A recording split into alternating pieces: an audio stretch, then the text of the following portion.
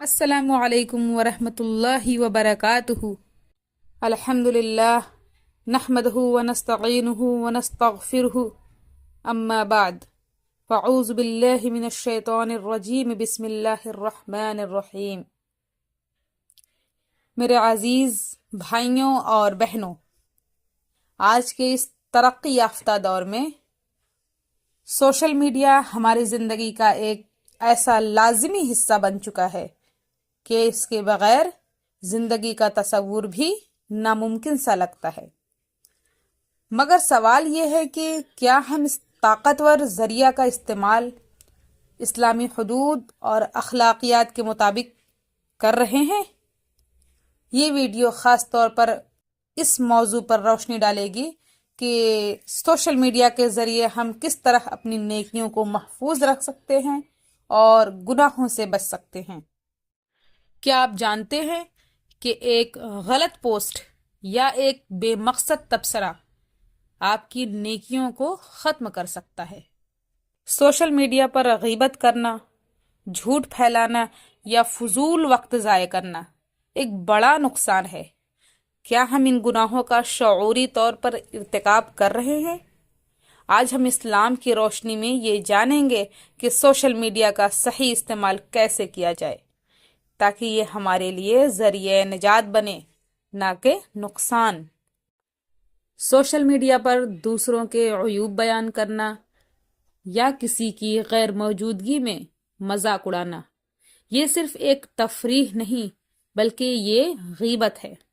اللہ تعالیٰ قرآن مجید میں فرماتے ہیں، اور تم میں سے کوئی کسی کی غیبت نہ کرے۔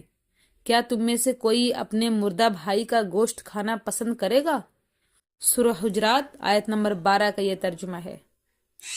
اسی طرح جھوٹ پھیلانا یا افواہیں نشر کرنا قیامت کے دن ہمارے لیے شرمندگی کا باعث بن سکتا ہے۔ نبی کریم صلی اللہ علیہ وسلم نے فرمایا کہ آدمی کے جھوٹا ہونے کے لیے یہی کافی ہے کہ وہ ہر سنی سنائی بات آگے بیان کر دے۔ کیا ہم نے کبھی سوچا ہے کہ روزانہ کتنے گھنٹے سوشل میڈیا پر ضائع ہو جاتے ہیں؟ بے مقصد ویڈیوز دیکھنا، غیر ضروری تبصرے کرنا اور فضول بحث میں شامل ہونا صرف وقت کا ضیاع نہیں بلکہ ایک عظیم نعمت کی ناشکری ہے۔ اللہ تعالیٰ نے ہمیں وقت کی قسم کھا کر اس کی اہمیت یاد دلائی ہے۔ والعصر ان الانسان لفی خسر، قسم ہے زمانے کی، یقیناً انسان خسارے میں ہے۔ اسلام ہمیں اعتدال کے ساتھ زندگی گزارنے کا درس دیتا ہے۔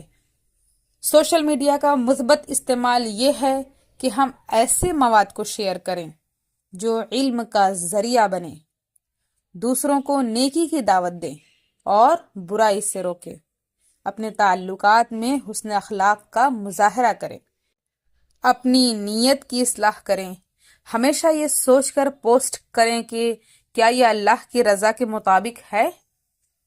وقت محدود کریں، روزانہ سوشل میڈیا کے لیے ایک مخصوص وقت مقرر کریں اور باقی وقت عبادات، گھر والوں اور اپنے دیگر فرائض کے لیے وقف کریں۔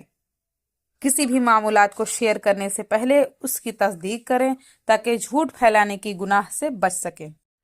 میرے محترم سامعین، سوشل میڈیا ایک طاقتور ذریعہ ہے مگر یہ ہماری نیکیوں کو ختم کرنے کا سبب بھی بن سکتا ہے۔ ہمیں اس بات کا خیال رکھنا ہوگا کہ ہم اس کا استعمال صرف مثبت مقاصد کے لیے کریں اور اپنی دنیاوی اور دینی زندگی میں توازن برقرار رکھیں۔ اللہ تعالی ہمیں سوشل میڈیا کے صحیح اور اخلاقی استعمال کی توفیق عطا فرمائے اور ہمیں ہر طرح کی برائیوں سے محفوظ رکھے۔ آمین۔ وآخر دعوانا ان الحمد للہ رب العالمین۔ السلام علیکم۔